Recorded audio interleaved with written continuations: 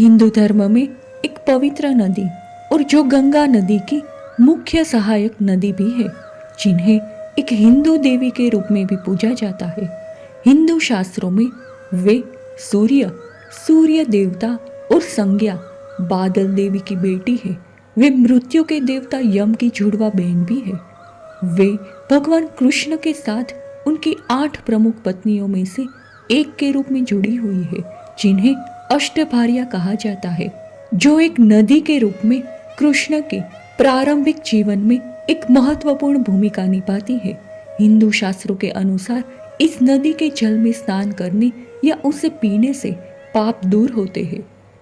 पर आखिर कौन है ये देवी जिनकी पूजा मनुष्य इस भूतल पर नदी के रूप में एक देवी माँ की तरह युगों युगों से करता आ रहा है? आखिर कौन है ये देवी जो श्री कृष्ण की अष्टभार्या में से एक है? ये देवी है यमुना जी, जिन्हें प्रारंभिक ग्रंथों में यमी के रूप में जाना जाता है, जबकि बाद के साहित्य में उसे कालिंदी, यमुना मैया और श्याम सुंदर श्री यमुना जी जैसे नामों से भी संबोधित किया जाता है। यमुना का प्रतीकात्मक चित्रण मंदिर के दरवाजे की चौखट पर देखा जाता है, जिसे गुप्त युग से गंगा के साथ जोड़ा गया है। अग्नि पुराण में यमुना का वर्णन काले रंग के रूप में किया गया है, जो अपने वाहन कछुए पर खड़ी है और उनके हाथ में एक पानी का बर्तन है। किंतु हमारे मन में ये भी सवाल आएगा कि आखिर यमुना जी का नित्य लीला में और भूतल पर प्राकट्य कैसे हुआ? तो इन्हें जानने के लिए वीडियो में अंत तक बने रहे। सबसे पहले जानते हैं यमुना जी के नित्य लीला में प्राकट्य की कहानी को। युगों पूर्व नित्य लीला गोलोक धाम में युगल सरकार निज सृष्टि के नित्य रासलीला हो रही है। प्रभु आपके सर्व श्रृंगार समेत अपने ऐश्वर्य स्वरूप से रास में पधारे हैं। तब निज सृष्टि आपसे विनती करती है कि आपके ऐश्वर्य स्वरूप श्रृंगार को वड़ा करके रास में पधारे, जिससे आपके पूर्ण स्वरूपानंद का आनंद ले सके। प्रभु आज्ञा करते हैं, मैं कहीं भी आपने ऐश्वर्य स्वरूप को नहीं रख सकता, किसी को संभालना होगा। कोई भी तैयार नहीं होता है, क्योंकि जो भी संभाले वे रास में सम्मिलित नहीं हो सकता। तब एक सखी, बिरजा सखी, जो श्री यमुना जी का नित्य लीला में नाम है, सन्मुख आई और कहा, निज सृष्टि के सुख के लिए ये त्याग करने के सज हूँ और आपके श्रृंगार को संभालूंगी। प्रभु प्रसन्न होते हैं और आज्ञा करते हैं कि मेरा ऐश्वर्य स्वरूप जो भी धारण करता है, उन्हें मेरे ही स्वरूप का सामर्थ्य प्राप्त होता है।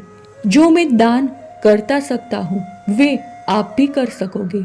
इस कारण से यमुना जी भी सर्वसमर्थ हुई और भक्तों की माँ के रूप बनी। इसीलिए हम यमुना माँ संबोधन करते हैं।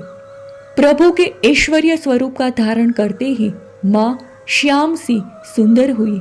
इसी कारण से हम श्याम सुंदर श्री यमुना जी संबोधन करते हैं। श्री यमुना जी इस कारणवश कभी रास में सम्मिलित नहीं हो सकती। एक समय मध्य रात्रि प्रभु वेणु वादन कर रहे थे, तब श्री यमुना जी आपके सन्मुख पधारी और विनती की, मैं रास में सम्मिलित नहीं हुई, आप एक बार हमारा मनोरथ पूर्ण कीजिए। हम जानते हैं रास के अधिष्ठात्री श्री स्वामिनी जी है, फिर भी अगर आप कृपा करें तो संभव है। तब प्रभु ने आज्ञा की, हम अवश्य मनोरथ पूर्ण करेंगे, परंतु स्वामिनी जी को ज्ञात हुआ तो स्वामिनी जी को दुख हो सकता है। यमुना जी विनती करती है, स्वामिनी जी को ज्ञात न हो ये ख्याल हम रखेंगे। प्रभु रास के लिए सज हुए। श्री यमुना जी विनती करती है, प्रभु केवल हम 2 रास करें, उससे ज्यादा आनंद समग्र परिकर के साथ आएगा। प्रभु हृदय के अंतःकरण से असंख्य देवी सृष्टि प्रकट करते हैं। यमुना जी अपनी सखी को बाहर स्वामिनी जी का ध्यान रखने हेतु भेजती है। फिर रास लीला आरंभ होती है। 2 स्वरूप रास का आनंद ले रहे हैं। उसी दौरान स्वामिनी जी को प्रभु के नूपुर की ध्वनि श्री कर्ण में पड़ती है।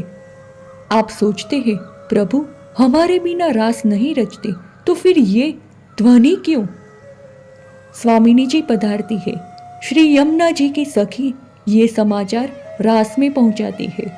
श्री यमुना जी प्रभु को विनती करती है और प्रभु श्री यमुना जी को आपके हृदय में समावित करते हैं। समग्र देवी सृष्टि को पुष्प में परिवर्तित करके माला के रूप में धारण करते हैं। स्वामिनी जी पधारती है और देखती है प्रभु तो अकेले ही ठाड़े हैं। स्वामिनी जी समीप पधारती है और देखती है कि प्रभु को मैंने केवल 2 ही माला जी धारण कराई थी, तो ये तीसरी माला जी किसने धारण कराई? और स्वामिनी जी सहज ही माला जी देखने गई और आकस्मिक माला जी टूट गई और सारे पुष्प भूतल पर जाकर पड़े और भूतल के दोषों में मिलकर मलिन हो गए। भूल गए कि वे कहाँ के जीव है, अपने निधि कौन है और संसार की मोह माया में फंस गए। स्वामिनी जी को दुख हुआ और निर्णय किया कि वे भूतल पर अवतार लेकर जीवों को प्रभु के सन्मुख करेंगे। यमुना जी को भी दुख कि हमारे कारण जीव विमुख हुए हैं। हम भी भूतल पर अवतार लेकर जीव को नीच सृष्टि में सम्मिलित करेंगे। तब प्रभु के हृदय में विराजित यमुना जी प्रभु के हृदय से निकले प्रवाह के द्रवीभूत स्वरूप बनकर जल स्वरूप में गोलोक में बहने लगी। कुछ दिन पश्चात युगल सरकार बिरजा नदी यानी कि यमुना जी के तट पर विराजमान है। तब स्वामिनी जी प्रभु से पूछती है कि कुछ समय पश्चात सारस्वत कल्प में आप अवतार धारण करेंगे। मुझे भी अवतार धारण करना है, परंतु हमें हमारे लीला परिकर के बिना आनंद कैसे आएगा? हमारे गोलोक धाम के बिना कैसे आनंद आएगा? तब प्रभु आज्ञा करते हैं, हम भूतल पर भी गोलोक धाम ले जाएंगे। यह कहकर प्रभु ने बिरजा नदी के तट पर से थोड़ी रज लेकर भूतल पर पधराई।